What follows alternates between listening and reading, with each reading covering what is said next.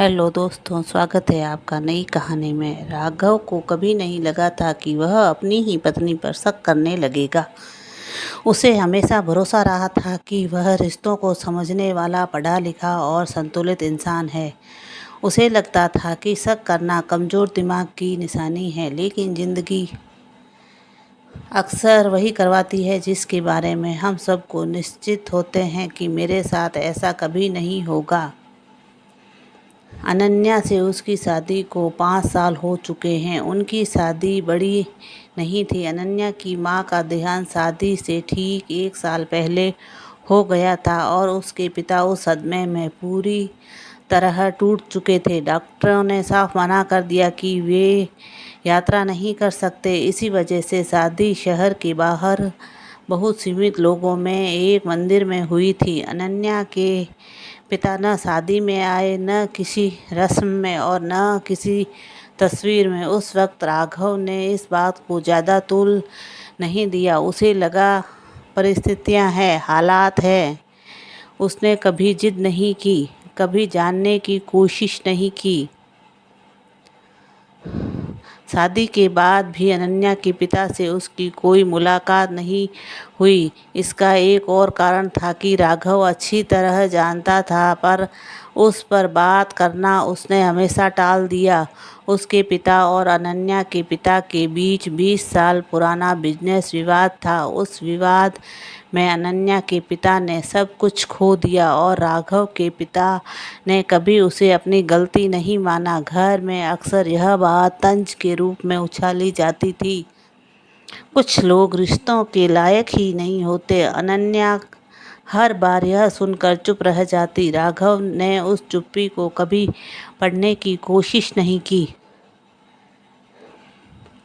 शुरुआती सालों में सब ठीक था। अनन्या समय पर घर आती, राघव का ध्यान रखती, घर को घर बनाए रखती। वह बहुत ज़्यादा बोलने वाली औरत नहीं थी, लेकिन उसकी मौजूदगी से घर में एक ठहराव रहता था। राघव को यही अच्छा लगता था।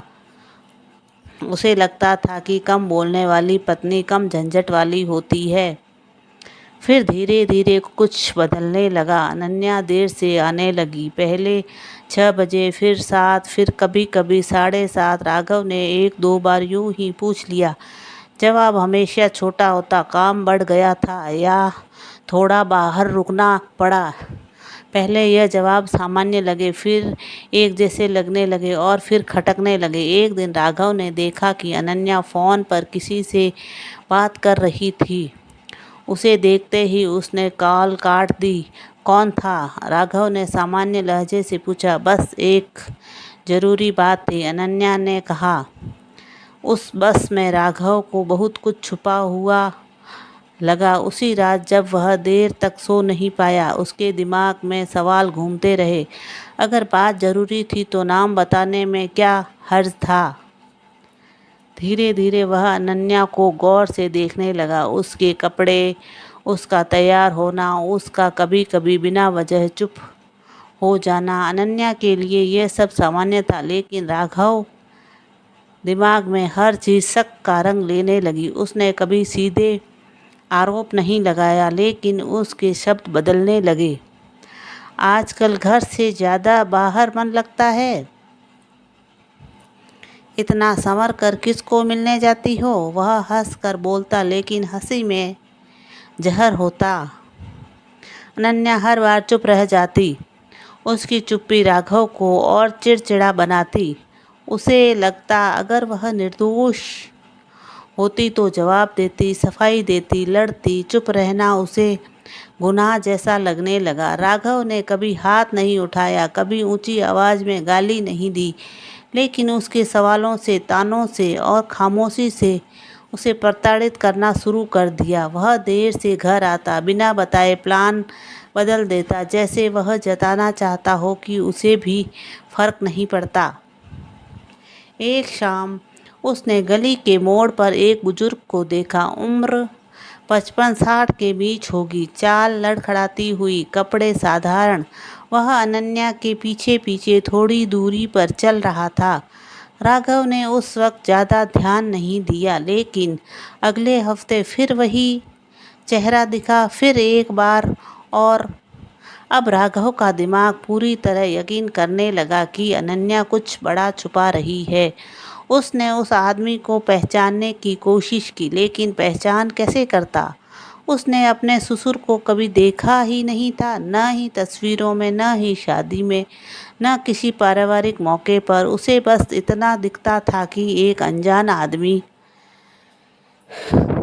उसकी पत्नी की जिंदगी में बार बार नजर आ रहा है। राघव अब इंतजार करने लगा। उसे लगने लगा कि एक दिन वह उसे रंगे हाथों पकड़ लेगा। वह जानबूझकर कहता कि उसे देर होगी, लेकिन समय से पहले लौट आता। कभी अचानक छुट्टी ले लेता। हर बार कुछ नहीं मिलता, लेकिन उसका गुस्सा और शक बढ़ता गया। एक रात उसने साफ कह दिया, मैं सब समझता हूँ अनन्या, तुम कब तक छुपाओगी, यही देखना है। अनन्या की आंखें भर आई, उसके होठ कांपे, लेकिन उसने कुछ नहीं कहा। बस चुप्पी में एक डर था जो राघव को दिखा नहीं। वह दिन शनिवार का था। राघव ने कहा उसे जरूरी काम से बाहर जाना है और देर हो जाएगी। अनन्या ने बस सिर हिलाया। राघव घर से निकला, लेकिन दूर नहीं गया। वह पास ही रुक गया, जैसे किसी अपराधी का पीछा कर रहा हो। शाम होते होते वही बुजुर्ग आदमी गली में दिखाई दिया। इस बार वह सीधा उनके घर की ओर आया। अनन्या ने दरवाज़ा खोला, उसे सहारा दिया और अंदर ले गई। राघव का सब्र टूट गया। उसने अंदर महीनों से जमा शक और गुस्सा एक साथ फूट पड़ा। उसने दरवाज़ा खोला और बिना कुछ सोचे समझे अंदर घुस गया। बस बहुत हुआ। उसकी आवाज़ कांप रही थी। कमरे में कोई आपत्तिजनक दृश्य नहीं था। कोई नज़दीकी नहीं थी, कोई अपराध नहीं था। एक व्हील चेयर रखी थी और उस पर बैठा एक बूढ़ा आदमी, जिसकी आंखों में डर और शर्म थी। अनन्या सन खड़ी थी। कौन है ये? राघव ने तीखे स्वर में पूछा। अनन्या कुछ बोल पाती उससे पहले उस आदमी ने कांपती आवाज में कहा, मैं इसका पिता हूँ। राघव को लगा जैसे किसी ने उसके भीतर कुछ तोड़ दिया हो। उसका दिमाग सुन्न हो गया। उसे समझ नहीं आया कि क्या कहें। अनन्या ने गहरी सांस ली, जैसे किसी भारी बोझ से उतार रही हो। मैं तुम्हें बताना चाहती थी, उसने कहा, लेकिन हर बार डर गई। उसने बताया कि उसके पिता अब अकेले नहीं रह सकते। माँ के जाने के बाद उनकी हालत बिगड़ती गई। ऊपर से पुराना विवाद, पुरानी नफरत। वे जानते थे कि इस घर में आना आसान नहीं है।